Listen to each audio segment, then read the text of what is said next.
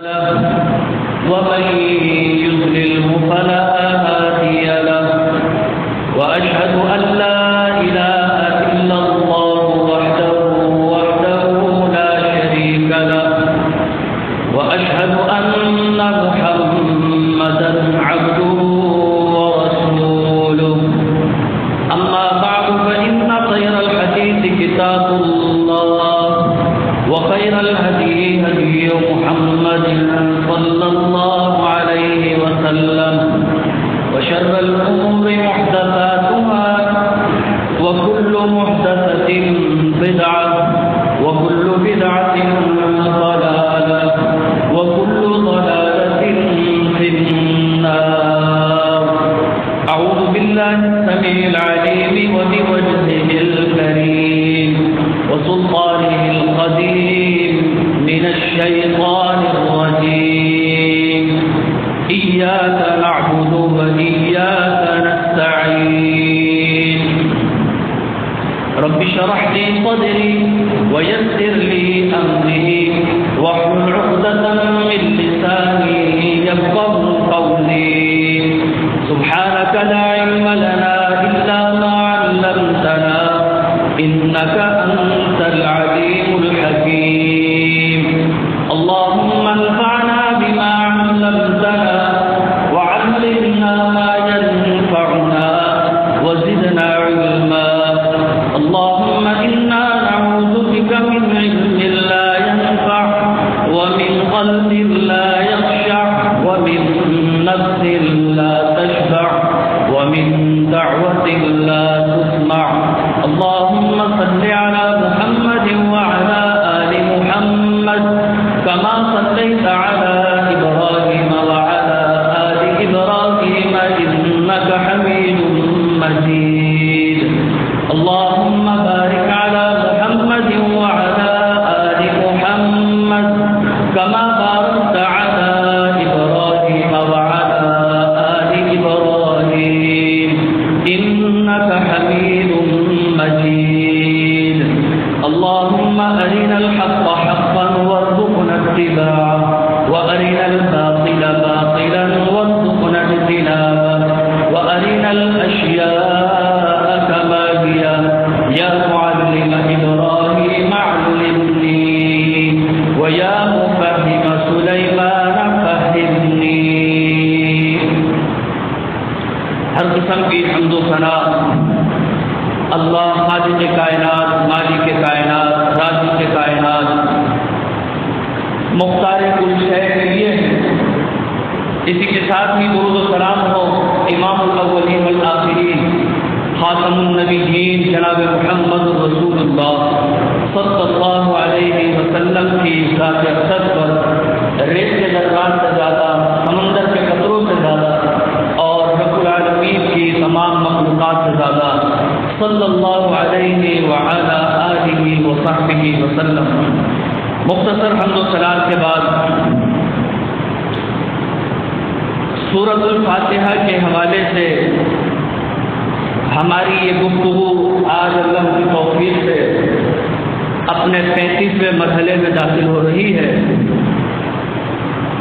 اور اس میں ہم نے ایک ایک آیت کا ایک ایک لفظ سمجھنے کی کوشش کی ہے.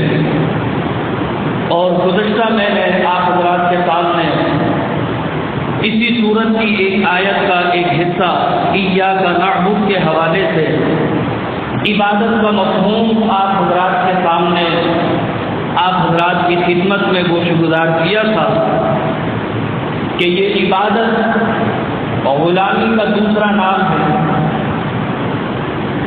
اور ایک انسان اس کے لیے ضروری ہے کہ وہ اپنی ساری زندگی عبادت میں کھپا دے، کیونکہ عبادت یہ لفظ عبد سے نکلا ہے، اور عبد الثوب کہتے ہیں پرانے کپڑے کو جو پہن کے بوسیدہ ہو گیا ہو.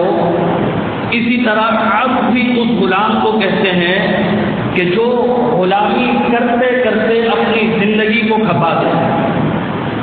میں نے آپ کو ایک مفہوم اور بتایا تھا کہ مورد معبد یا طریق معبد اس راستے کو کہتے ہیں کہ جو راستہ لوگوں کی گزرگاہ ہو، وہ راستہ گرد و غبار سے صاف ہو جاتا ہے۔ اسی طرح ایک غلام بھی جب عبد بن جاتا ہے، اللہ کا غلام بن جاتا ہے، تو اس کی زندگی بھی گناہوں سے صاف ہو جاتی ہے، میل کچیل سے صاف ہو جاتی ہے۔ اور جس طرح عبادت کا مفہوم بہت وسیع ہے، اسی طرح ان اعمال کی لسٹ بھی بڑی طویل ہے کہ جو اللہ کے پیغمبر نے جو اعمال خاص طور سے عبادت میں شامل کیے ہیں، ان عبادت والے اعمال میں ایک عمل کہ جسے افضل ترین عبادت قرار دیا گیا وہ ہے دعا۔ اور ظاہر ہے کہ آج میں نے عبادت سے استعانت کی طرف جانا ہے، تو میں دعا کے حوالے سے مختصر گفتگو کر کے آپ حضرات کو استعانت کی طرف لے جاؤں گا۔ عبادت کے حوالے سے دعا کو افضل ترین عبادت قرار دیا گیا، کیونکہ اس میں دعا کرنے والے کا اور مدعو کا ڈائریکٹ رابطہ ہوتا ہے۔ عبادت وہی عمل ہوتا ہے کہ جس میں عابد اور معبود کا ڈائریکٹ رابطہ ہو۔ نماز میں ہم رب سے گفتگو کرتے ہیں بغیر کسی وسیلے کے، درمیان میں کوئی شخص یا کوئی ہستی ایسی نہیں ہوتی کہ جو ہمارا پیغام رب تک لے جائے، بلکہ ایک بندہ ڈائریکٹ رب سے سرگوشیاں کرتا ہے، اپنے رب سے ڈائریکٹ گفتگو کرتا ہے۔ اسی طرح کی عبادت، دعا والی عبادت بھی یہ ڈائریکٹ رب سے کرنی چاہیے بغیر کسی وسیلے سے۔ اور وسیلے پر آئندہ جو میں گفتگو ہوگی میں صرف دعا پر گفتگو کروں گا۔ فرمایا افضل عبادت الدعاء، افضل ترین عبادت اگر تم کرنا چاہتے ہو، رب کو راضی کرنا چاہتے ہو، اپنا دنیا آخرت کا فائدہ لینا چاہتے ہو، تو پھر دعا والی عبادت کرو، رب کو پکارا کرو، رب کو یاد کیا کرو، رب کے سامنے اپنی عاجزی اور التجائیں رکھا کرو۔ نبی علیہ الصلوۃ والسلام فرماتے ہیں الدعاء هو العبادہ، فرمایا دعا ہی عبادت ہے۔ اور پھر قرآن مجید کی یہ آیت کریمہ تلاوت کی، فرمایا وقال ربکم ادعونی استجب لکم، تم مجھ سے دعا کرو، پکارو مجھے، استجب لکم، میں اس کا جواب دوں گا۔ ان الذین یستکبرون عن عبادتی، لیکن ہاں جس نے دعا والی عبادت سے منہ موڑا اور تکبر کا اظہار کیا۔ اب اس میں تکبر کیا ہے؟ تکبر یہ ہے کہ جو شخص دعا نہیں کرتا وہ یہ سمجھتا ہے کہ میں غنی ہو گیا، مجھے اب کسی چیز کی ضرورت نہیں۔ حالانکہ کوئی بھی شخص غنی نہیں ہو سکتا، وہ رب کے در کا بھکاری رہے گا، وہ رب کے ہاں کا فقیر ہی رہے گا۔ فرمایا یا ایھا الناس، اے لوگ، امیر و غریب، بوڑھا جوان، بادشاہ گدا، یہ سارے مخلوق، الناس کا لفظ عام ہے۔ فرمایا یا ایھا الناس انتم الفقراء، تم سارے کے سارے فقیر ہو، منگتے ہو، بھکاری ہو۔ واللہ هو الغنی الحمید، اور اللہ ہی ہے جو حقیقت میں غنی ہے، جسے کسی چیز کی ضرورت نہیں۔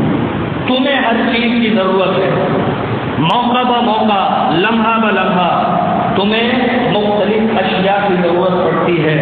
تو فرمایا ان الذین یستکبرون عن عبادتی، جو میری اس دعا والی عبادت سے منہ موڑتا ہے، تکبر کرتا ہے، سيدخلون جہنم داخرین، میں اسے جہنم میں داخل کروں گا۔ تو یہ دعا والی عبادت یہ بہت اہم ہے، اور اللہ کے پیغمبر علیہ السلام کی ایک حدیث میں آتا ہے، سیدنا انس بن مالک فرماتے ہیں الدعاء مخ العبادت،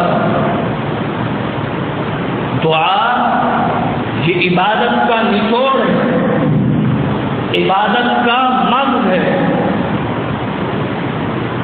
عبادت کی گری ہے۔ آپ بادام لیتے ہیں، بادام کے اوپر کا چھلکا اتار کر اندر کی گری استعمال کرتے ہیں، وہ مفید ہے، اس کے فوائد ہیں، اندر کی گری کھائی جاتی ہے، اس کی اہمیت ہے۔ فرمایا الدعاء مخ العبادہ، عبادتوں کے اندر جو چیز عبادتوں کا نچوڑ کہلاتی ہے وہ دعا ہے۔ یہ دعا عبادتوں میں سب سے اہمیت والی عبادت ہے۔ یہی وجہ ہے کہ اس دعا والی عبادت کو مومن کا ہتھیار اسے قرار دیا گیا ہے۔ بندہ بے بس ہو جاتا ہے، اسباب نظر نہیں آ رہے، لیکن پھر یہ دعا کرتا ہے اور مسبب الاسباب سے مدد طلب کرتا ہے، اس دعا کے ذریعے ہی کرتا ہے، رب سے عبادت بھی کرتا ہے اور اس دعا کے اندر رب سے استعانت بھی کرتا ہے۔ یعنی یہ دعا بیک وقت عبادت بھی ہے اور بیک وقت استعانت کا بہترین طریقہ بھی ہے، رب سے مدد مانگنے کا بہترین اور اصولی طریقہ ہے۔ نبی علیہ الصلوۃ والسلام فرماتے ہیں الا ادلکم، کیا میں تمہیں ایسی بات نہ بتاؤں علی ما ینجیکم من عدوکم، کہ جس کے ذریعے تم اپنے دشمنوں سے اپنے آپ کو محفوظ کرا سکتے ہو، نجات دلا سکتے ہو، تمہارے رزق میں اضافہ ہو سکتا ہے۔ فرمایا تدعون اللہ فی لیلکم و نہارکم، تو پھر صبح شام رب کو پکارا کرو، رب سے دعا کیا کرو، اس لیے کہ فإن الدعاء سلاح المومن، یہ دعا جو ہے یہ ایک مومن کا ہتھیار ہوتا ہے۔ اسباب نظر نہیں آتے، مومن دعا کرتا ہے، رب مسبب الاسباب ہے، فوراً اسباب پیدا فرما دیتا ہے۔ بڑی مشہور حدیث ہے کہ بنی اسرائیل میں 3 اشخاص ایک غار میں پھنس گئے، بظاہر کوئی سبب نظر نہیں آ رہا، کوئی ایسا معاملہ بھی نہیں ہے کہ کسی سے رابطہ کر کے وہ کرین منگوا لیں اور اس پہاڑ کی اس چٹان کو ہٹوا دیں، کوئی راستہ نظر نہیں آ رہا، رب سے دعا کرتے ہیں، رب مسبب الاسباب ہے۔ ایک نے دعا کی، وہ چٹان تھوڑی ہٹی، پھر ہٹی اور پھر مکمل طور پر ہٹ گئی، رب نے انہیں راستہ دکھا دیا۔ تو یہ دعا یہ مومن کا ہتھیار ہے اور یہ بیک وقت عبادت بھی ہے اور رب سے مدد کے حصول کا بہترین طریقہ بھی ہے۔ اب جس طرح عبادت کسی اور کی جائز نہیں، ڈائریکٹلی انڈائریکٹلی، اسی طرح استعانت بھی کسی اور کے لیے جائز نہیں، کیونکہ ہم رب سے نماز میں جو وعدہ کرتے ہیں، عبادت کے حوالے سے بھی وہی وعدہ کرتے ہیں اور استعانت کے حوالے سے بھی وہی وعدہ کرتے ہیں۔ کیا کہتے ہیں؟ ایاک نعبد، یا اللہ تیری ہی بندگی، غلامی اور عبادت ابھی بھی کر رہا ہوں اور آئندہ بھی کرتا رہوں گا، وَإِيَّاكَ نَسْتَعِينُ، اور تجھ ہی سے اس نماز کی حالت میں، دعا کی حالت میں مدد مانگ رہا ہوں اور مدد مانگتا رہوں گا۔ یعنی تجھ ہی سے، ہی کا ترجمہ یہ یا کا لفظ پہلے آنے کی وجہ سے ہے، یعنی مفعول کو دونوں جملوں میں مقدم کر دیا۔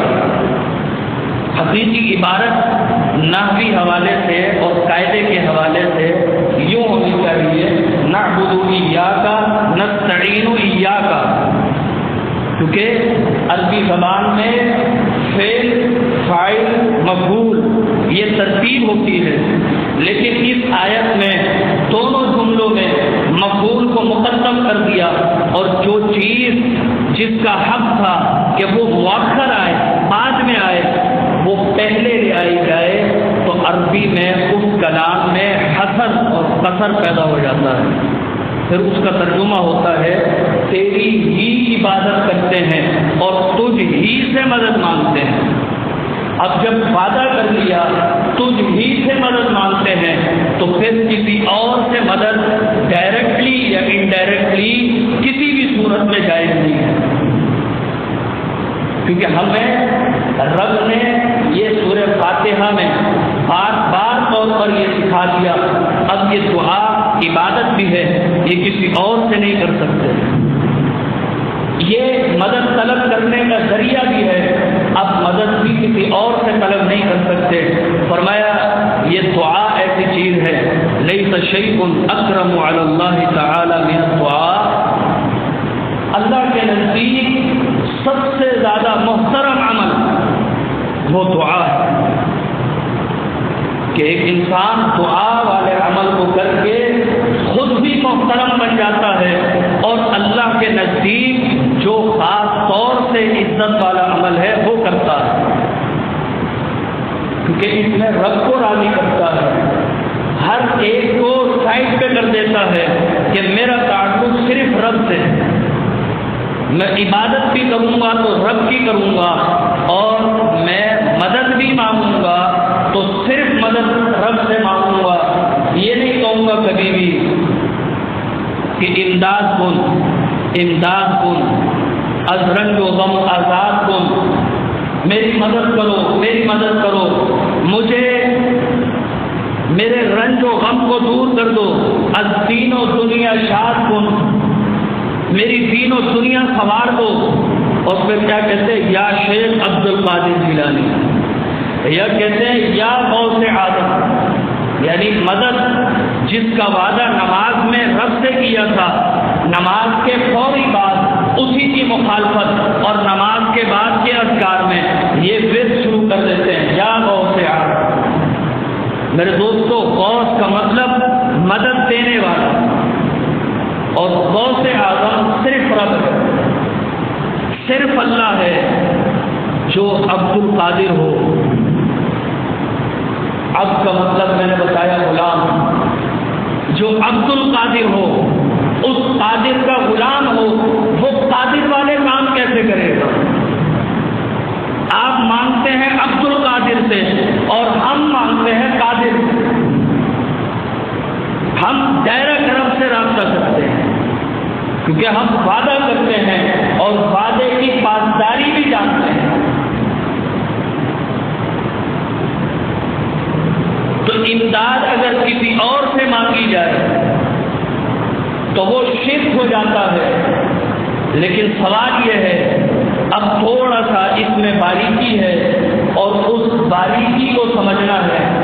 وہ باریکی یہ ہے کہ بعض اوقات بعض افراد یہ کہتے ہیں کہ ٹھیک ہے آپ نے کہا کہ کسی اور سے مدد نہیں مانگنی چاہیے، لیکن ہم اپنے بعض معاملات میں اپنے ہی جیسے انسانوں سے مدد مانگتے ہیں، بیمار ہوتے ہیں ڈاکٹر کے پاس چلے جاتے ہیں، کوئی مسئلہ درپیش ہوتا ہے ہم فوراً اسباب سے مدد لیتے ہیں، کبھی دفاع کا مسئلہ ہو ہم ٹیکنالوجی استعمال کرتے ہیں، اس کی مدد لیتے ہیں، تو یہ بھی تو ایک مدد ہے۔ کیا یہ شرک نہیں ہے؟ آپ نے وعدہ کیا رب سے تیری ہی عبادت کرتے ہیں، تجھ ہی سے مدد مانگتے ہیں، اب آپ مدد ڈاکٹر سے بھی لے رہے ہیں، مدد اور سہارا اپنے دوست سے بھی لیتے ہیں، آپ فائنینشلی طور پر پریشان ہیں، قرض لیتے ہیں، یہ دوسرے کی مدد ہے، تو کیا یہ شرک نہیں ہے؟ میرے دوستوں بزرگوں، مدد کی بہت ساری کیفیتیں ہیں، اور قرآن مجید میں مدد کے لیے 9 الفاظ ذکر ہوئے ہیں، ان 9 الفاظ کا لفظی ترجمہ تو مدد ہی ہے، لیکن مفہومی اعتبار سے وہ امداد مختلف قسم کی ہے۔ جس طرح قرآن مجید میں آتا ہے لفظ ایدہ، ایدہ کا مطلب ہوتا ہے مدد کرنا، لیکن ایدہ یہ ایسی مدد کو کہتے ہیں کہ کسی کی تائیدی طور پر مدد کی جائے۔ ہم کہتے ہیں نا ہماری تائید آپ کے ساتھ ہے، آپ بے فکر رہیں، ہم فلاں جگہ آپ کی تائید کریں گے۔ تو کسی کی مدد تائیدی طور پر کی جائے وہ ایدہ کہلاتی ہے، وہ استعانت نہیں۔ ایک لفظ آتا ہے لفظ نصر، نصر کا معنی بھی ہوتا ہے مدد، لیکن وہ خاص مدد ہوتی ہے کہ جو دفع مضرت کے لیے ہوتی ہے۔ کسی کو نقصان پہنچ گیا، آپ نے اس کی مدد کی تو یہ نصرت کہلاتی ہے۔ اس کو عربی زبان میں نصر والی مدد کہتے ہیں۔ ایک لفظ آتا ہے عزرا، عزرا کا معنی بھی مدد کرنا ہوتا ہے، لیکن عزرا اس مدد کے اندر عظمت بھی ہوتی ہے، اور یہ مدد اللہ نے اپنے پیغمبر علیہ السلام کے لیے حکم دیا کہ تم پیغمبر کی مدد کرو اس کی تعظیم کرتے ہوئے کہ وہ تمہارے بڑے ہیں۔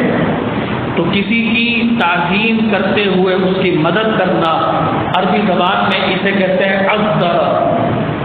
ظاہرہ ایک لفظ ہے ظاہرہ، اس کا معنی بھی ہوتا ہے مدد کرنا، لیکن یہ مدد کچھ پناہی کے لیے آتی ہے۔ ہم کہتے ہیں نا کوئی شخص کوئی گیم کھیل رہا سیاسی طور پر، ہمارے ذہن میں یہ سوال آتا ہے اس کی کچھ پناہی کون کر رہا، اس کی بیک پر کون ہے؟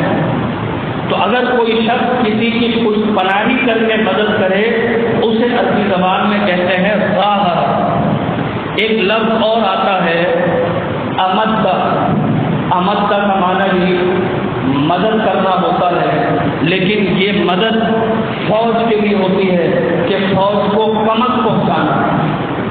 اللہ فرماتے ہیں تم نیکی کرو گے، اچھے عمل کرو گے، امدکم بانعام و بنین، میں تمہیں کمک پہنچاؤں گا، رسد پہنچاؤں گا پیٹوں کے ذریعے، اور تمہیں جانور دوں گا، یعنی چوپائے وغیرہ اس سے تمہاری مدد کروں گا۔ تو یہ بھی ایک مدد ہے۔ قرآن مجید میں استعانت سے منع کیا ہے۔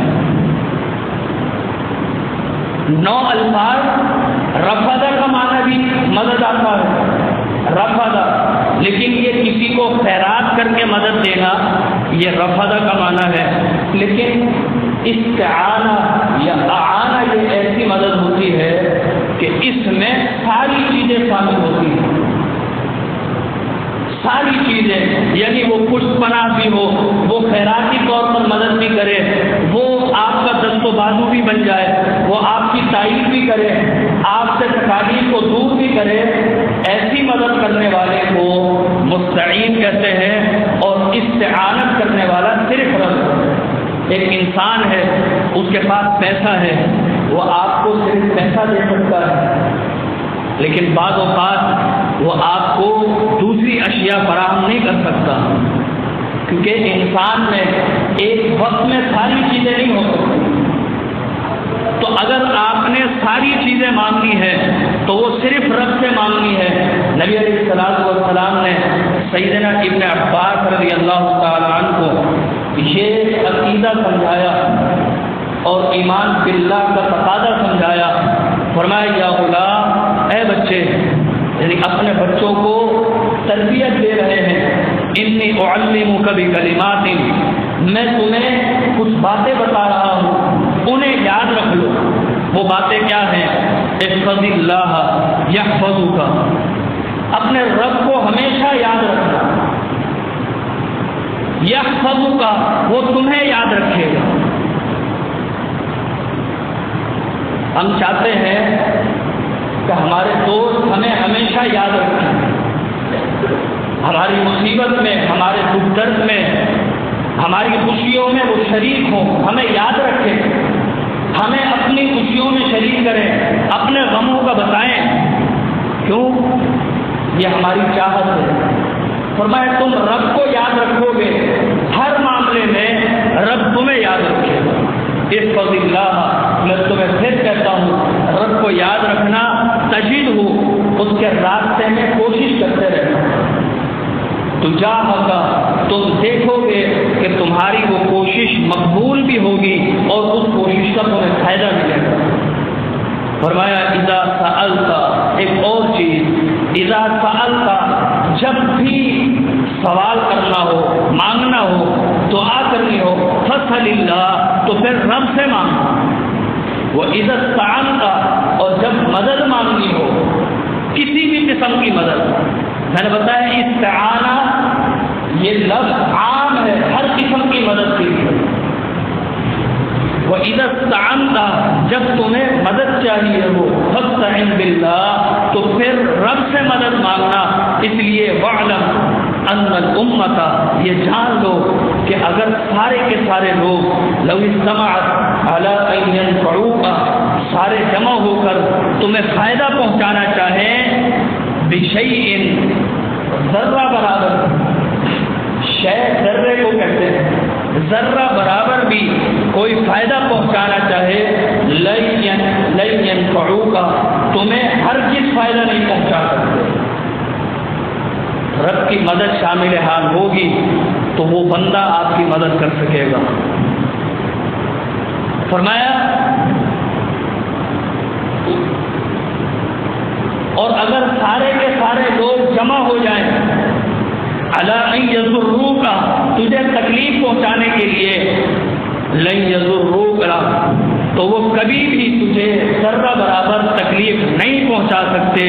اس لیے میں کہتا ہوں جب مدد مانگنی ہو تو پھر رب سے مانگنا، اور جب تمہیں سوال کرنا ہو تو اے بچے تمہیں رب سے سوال کرنا ہے۔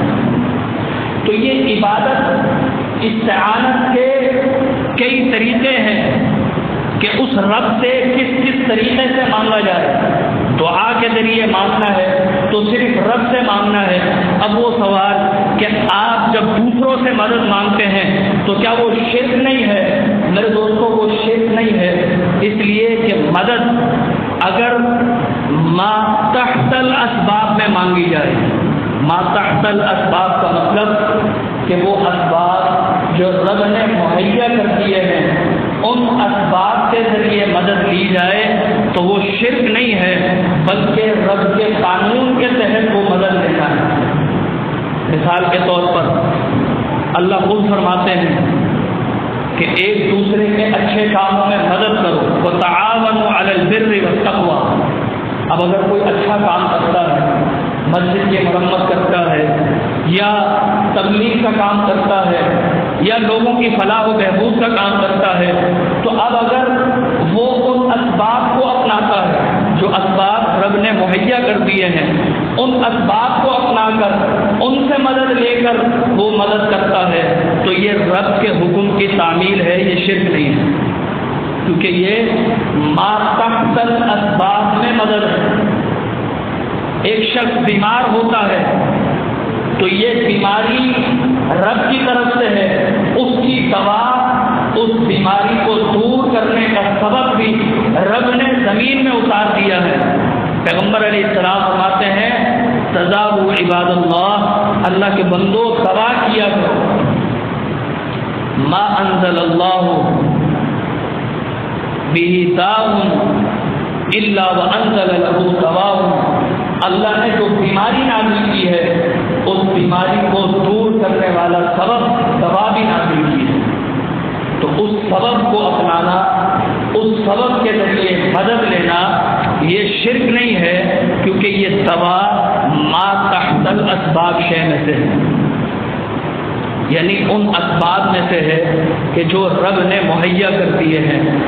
اگر کوئی شخص دین کے حوالے سے مدد لیتا ہے کہ آپ مجھے دین کی رہنمائی دیں، تو یہ بھی ایک مدد ہے. فرمایا وَإِنِ اسْتَنصَرُوكُمْ فِي الدِّينِ، اگر تم سے کوئی دینی حوالے سے دین کی بات پوچھے، مدد لے، فَعَلَيْكُمُ النَّصْرُ، تمہارے لیے ضروری ہے کہ اس کی مدد کرو. عیسیٰ علیہ السلام نے اپنے حواریوں سے مدد لی دینی حوالے سے. کہا من انصاری اللہ، کون ہوگا میرا مددگار؟ تو وہ شرک نہیں تھا، وہ ما تحت الاسباب میں سے ایک سبب تھا. لیکن ہاں ما فوق الاسباب چیزوں میں مدد لینا وہ شرک کہلائے گا. اب اس کی ایک میں مثال دوں. ما تحت الاسباب یہ ہے اولاد حاصل کرنے کا ایک ذریعہ، یہ ہے کہ آپ شادی کر لیں، یہ سبب ہے. پھر نہیں ہوتی آپ علاج کریں، یہ سبب ہے. لیکن اسباب اپنا لیے، اب کوئی سبب نظر نہیں آتا. اب ما فوق الاسباب کی باری آ گئی کہ رب سے دعا کریں وہ سبب پیدا کریں. تو ان اشیاء میں اگر غیر اللہ سے مدد لی جائے اور یہ کہا جائے کہ فلاں پیر، یہ پیرا دکھتا ہے، اپنے بچوں کا لوگ نام رکھ دیتے ہیں یہ پیرا دکھتا ہے، یہ پیر نے دیا ہے، اور دولے شاہ کا ہے، یہ دولے شاہ نے دیا ہے. تو جو اس قسم کی باتیں کرتے ہیں ما فوق الاسباب چیزوں میں غیر اللہ سے مدد لیتے ہیں، وہ شرک کہلاتا ہے. اس لیے کہ ما فوق الاسباب چیزوں کی مدد کرنا یہ رب کے علاوہ کسی اور کا اختیار نہیں. اللہ فرماتے ہیں ان الذین تدعون من دون اللہ، ان چیزوں میں کہ جو ما فوق الاسباب سے تعلق رکھتی ہیں، اگر تم ان کے بارے میں کسی اور کو پکارو گے تو پھر تم یہ جان لو کہ وہ تو خود پیدا کیے گئے ہیں، وہ تو مخلوق ہیں. یہ کام مخلوق کے نہیں ہے کہ وہ ما فوق الاسباب چیزوں میں مداخلت کریں. ایک اور مقام پر رب العالمین فرماتے ہیں ان تدعوہم لا يسمعوا دعاءکم، اگر تم انہیں پکارو گے، ان سے دعا کرو گے، ان سے منت مانو گے، یا ان سے مدد طلب کرو گے، اولاد مانگو گے، پیسہ مانگو گے، پیسہ حاصل کرنے کا سبب آپ کاروبار کریں، تجارت کریں، آپ نوکری کریں، آپ کوئی بھی ہنر اپنا کر حاصل کریں، لیکن ہنر کے باوجود، اسباب کے باوجود اب روزی چاہیے، تو یہ ما فوق الاسباب سے تعلق رکھتی ہے. اب رزق کا معاملہ وہ رب سے تعلق رکھتا ہے، اب آپ نے رب سے مانگنا ہے. فرمایا ان الذین تدعون من دون اللہ، جو اللہ کے علاوہ غیروں سے مانگتے ہیں، لا يسمعوا دعاءکم، تو وہ تمہاری دعائیں نہیں سن سکتے. اگر وہ دعا سن بھی لیں تو پھر وَلَوْ سَمِعُوا مَا اسْتَجَابُوا لَكُمْ، تو پھر وہ تمہاری دعا پر لبیک نہیں کہہ سکتے، اس لیے کہ وہ تو خود ختم ہو گئے. جس کو اتنا اختیار نہ ہو کہ وہ خود چل کے قبر میں چلا جائے، 4 بندے اٹھا کر قبر میں ڈالتے ہیں، اس شخص کے مانگے تو فرمایا یہ لوگ بے وقوف ہیں. ایسے شخص کو سنانے کی کوشش کر رہے ہیں کہ جس کے پاس سننے کا اختیار نہیں ہے، ایسے شخص سے مانگ رہے ہیں کہ جس کے پاس دینے کا اختیار نہیں ہے. تو ما تحت الاسباب چیزوں میں اگر کوئی شخص کسی دوسرے کی مدد لیتا ہے تو دوسرے کو مدد کرنی چاہیے، یہ رب کا حکم ہے. لیکن ما فوق الاسباب چیزوں میں اگر کوئی شخص اللہ کے غیر سے مدد لیتا ہے کسی سے بھی تو وہ شرک کہلاتا ہے، اور وہ ایاک نستعین کے منافی عمل کرتا ہے.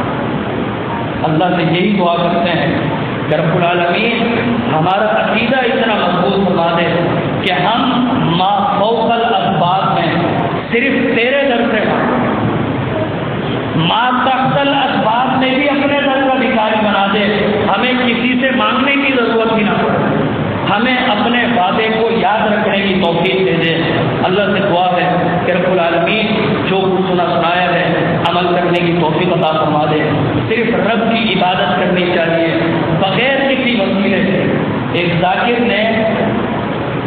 توحید کے ماننے والوں پر اعتراض کیا کہ تم عبادت نبی کے وسیلے سے کرتے ہو تو استعانت بھی نبی کے وسیلے سے کیا اس کی دلیل کیا دی؟ کہا تم نماز میں تشہد پڑھتے ہو، تشہد میں اگر درود نہ پڑھو تو نماز نہیں ہوگی، یعنی نماز درود کے وسیلے سے قبول ہوگی، تو جب استعانت کی باری آتی ہے تو پھر پیغمبر کا وسیلہ کیوں ہے؟ یہ اعتراض کیا۔ انشاءاللہ اللہ کی توفیق سے وسیلے پر گفتگو کے دوران اس اعتراض کو ہم حل کرنے کی کوشش کریں گے۔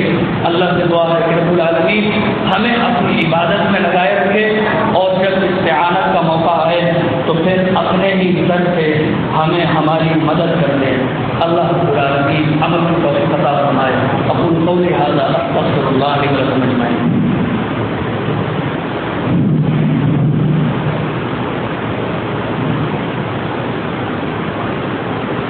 نحمده ونصلي على رسوله الكريم اما بعد۔ الحمدللہ آج 14 اگست اور قیام پاکستان کا دن ہے۔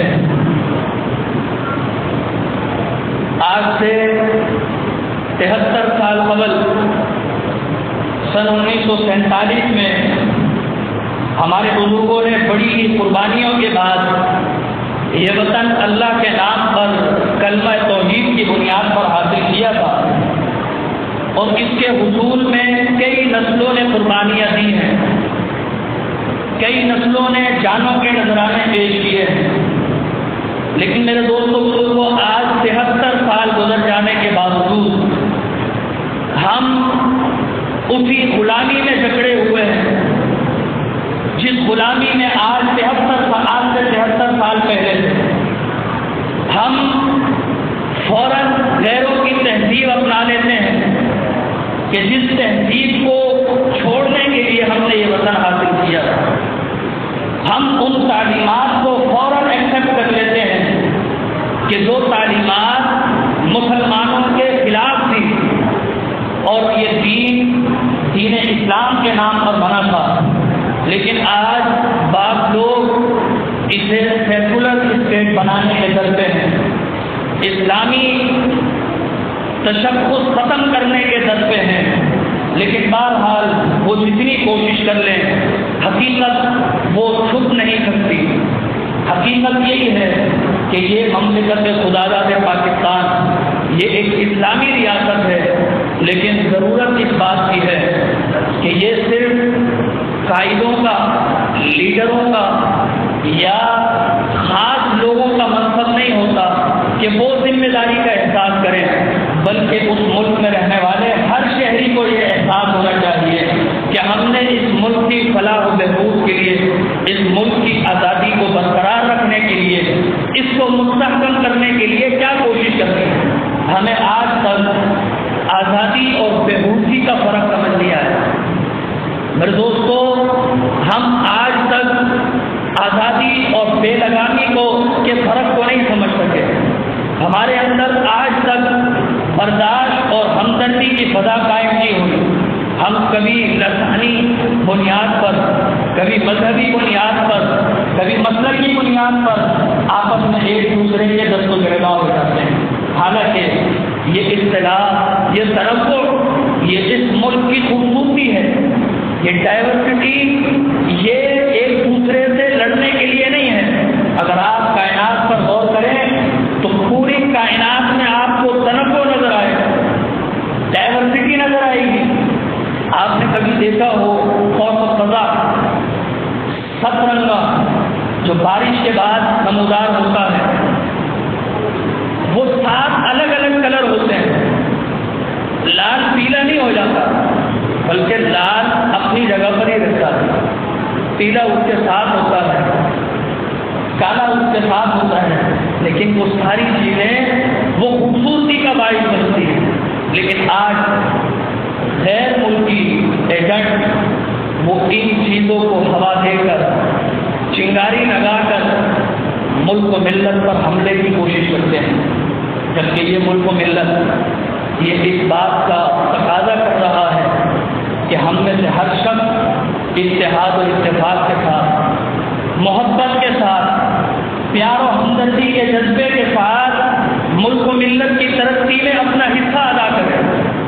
لیکن کیا کریں، ہم تو اپنے آپ کو آزاد سمجھتے ہیں، اور آزادی کا مطلب یہ سمجھتے ہیں کہ رات کو گاڑی کا سلنسر نکال کر زور زور سے آوازیں نکالو، یہ آزادی ہے۔ ہم یہ سمجھتے ہیں کہ راتوں کو بدفیلی کرو، یہ آزادی ہے۔ آپ کسی قانون کے تحت نہیں ہیں، یہ آزادی ہے، آپ پر کوئی قانون نہیں ہے۔ لیکن یہی لوگ جو آزادی کو اس مفہوم میں لیتے ہیں، خاص کر دبئی چلی جائے سارے انسان بن جاتے ہیں، سگنل ریڈ ہوتا ہے، دور سے ہی بریک پر پیر آ جاتا ہے، آٹومیٹکلی طور پر آگے نکل گئے تو ہزاروں درہم جرمانہ ہو جائے گا۔ تو وہاں پر وہ لوگ آزادی کی حدود و قیود کو سمجھتے ہیں۔ آزادی کی کچھ حدود و قیود ہوتی ہیں۔ ایک اچھا شہری وہ ہوتا ہے جو بے لگام نہیں ہوتا، بلکہ قانون کی پاسداری کرتا ہے، آپس میں محبت کی فضا قائم کرنے کے لیے اپنا حصہ ڈالتا ہے۔ ہر شخص اگر اپنے اپنے حصے کا کام کرے تو یہ ملک یقین جانیے ترقی کی راہ پر گامزن ہو جائے گا۔ صحابہ کرام کی تاریخ کو اگر غور کریں تو ہمیں صحابہ کی تاریخ میں اور آزادی کی تاریخ میں کچھ مماثلت ملتی ہے۔ صحابہ نے مدینہ ہجرت کی، اللہ کے نام پر کی، انہیں گھروں سے نکالا گیا صرف اس لیے، اللہ فرماتے الذین اخرجوا من دیارہم بغیر حق الا ان یقولوا ربنا اللہ، وہ یہ کہتے تھے کہ ہمارا رب صرف اللہ ہے۔ مسلمانوں کو بھی اسی لیے تنگ کیا گیا کہ وہ ایک رب کے ماننے والے ہیں، وہ 23 کروڑ دیوتاؤں کو نہیں مانتے، اسی لیے تنگ کیا گیا۔ لیکن اللہ نے ہم پر یہ کرم کیا کہ ہمیں ایک خطہ ارضی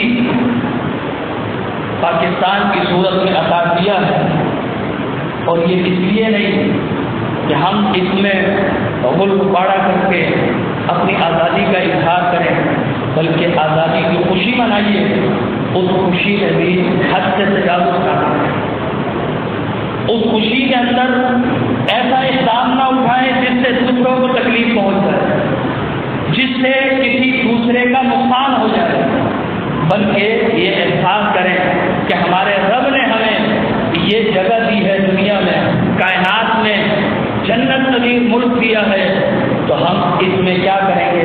فرمایا الذین ان مکناہم فی الارض، جب ہم ان ایمان والوں کو زمین میں کہیں جگہ دیتے ہیں، اقاموا الصلاۃ، تو وہ پھر اللہ کے قوانین کی پابندی کرتے ہوئے نمازیں قائم کرتے ہیں، وَأَمَرُوا بِالْمَعْرُوفِ، اچھائی کی ترغیب دیتے ہیں اور حکم کرتے ہیں، وَنَهَوْا عَنِ الْمُنکَرِ، لوگوں کو برائی سے روکتے ہیں۔ یہ ہے کام، یہ ہے آزادی، اور یہ ہے خوشی منانے کا صحیح طریقہ کہ آپ رب کی فرما برداری کرتے ہوئے خوشی منائیں، اچھائی کا حکم کریں، ہر ایک سے حسن سلوک کا مظاہرہ کریں۔ فرمایا تم یاد کرو جب تم اذ انتم قلیل، اقلیت میں سے، ہندوستان بننے سے پہلے مسلمانوں کو اقلیت سمجھا جاتا تھا، مستضعفون فی الارض، تم زمین میں کمزور تھے، تخافون، اور تمہیں یہ خوف رہتا تھا کہ کہیں کوئی نقصان نہ پہنچا دے، کہیں مسلکی طور پر یہ ہندو ہمیں نقصان نہ پہنچا دیں، انگریزوں کی طرف سے کوئی نقصان نہ پہنچ جائے۔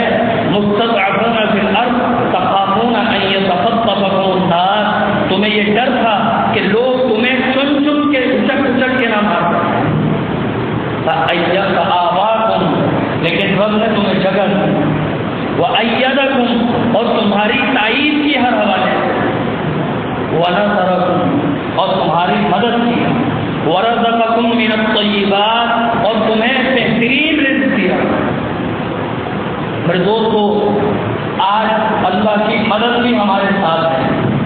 باوجود اس کے کہ معاشی طور پر کمزور ہو گئے، لیکن کسی کی ضرورت نہیں کہ وہ پاکستان پر میلی آنکھ سے بھی دیکھے، باوجود اس کے کہ ہم غربت کی چکی میں پس رہے ہیں، لیکن رب ہمیں پھر بھی رزق دے رہا ہے۔ اس رب کا وعدہ ہے وَرَزَقَكُم مِّنَ الطَّيِّبَاتِ، حلال روزی دیتا ہے، ایسا نہیں اتنا مجبور نہیں کیا کہ انسان حرام کی طرف چلا جائے۔ وَرَزَقَكُم مِّنَ الطَّيِّبَاتِ، تمہیں پاک رزق دے رہا ہے۔ اور اگر دوسرے حوالے سے دیکھیں تو ہمارا اناج، ہمارا غلہ پوری دنیا میں پسند کیا جاتا ہے، کہ بہترین اجناس ہوتی ہیں، چاول ہو، گندم ہو، آم ہو، کپاس ہو، کیا کیا نعمتیں رب نے دی ہیں۔ اور رزقکم من الطیبات، پاک رزق دے دیا ہے، لعلکم تشکرون، تاکہ تم شکر گزار بن جاؤ۔ لیکن ہم ان ساری نعمتوں کا یہ شکریہ کر رہے ہیں کہ ہم ناچ گانوں میں لگ جاتے ہیں، ہم دوسروں کو تنگ کر کے یہ سمجھتے ہیں کہ ہم آزادی کا جشن منا رہے ہیں۔ میرے دوستو، جائز خوشی منانے سے اسلام نہیں روکتا، لیکن اس آزادی اور خوشی کی حدود و قیود ہوتی ہیں، ان کو سامنے رکھ کر اگر ایک انسان خوشی منائے تو وہ شکر کہلاتا ہے، وہ خوشی بھی شکر ہو جاتی ہے، کیونکہ وہ خوشی رب کی اطاعت کرتے ہوئے منائی جا رہی ہے۔ لہذا ہم میں سے ہر شخص مملکت پاکستان کے لیے دعا بھی کرے اور اپنی سی کوشش بھی کرے کہ اس کی ترقی میں کسی نہ کسی طرح ہمارا بھی حصہ ہونا چاہیے۔ جب ہمارا ملک مضبوط ہوگا تو یقین جانیے کہ یہ اسلام کا قلعہ ہے، اسلام کا قلعہ مضبوط ہوگا تو مسلمانوں کو طاقت ملے گی، مسلمانوں کو طاقت ملے گی تو اسلام کا پوری دنیا میں غلبہ ہوگا اور اسلام کا بول بالا ہوگا۔ اللہ سے دعا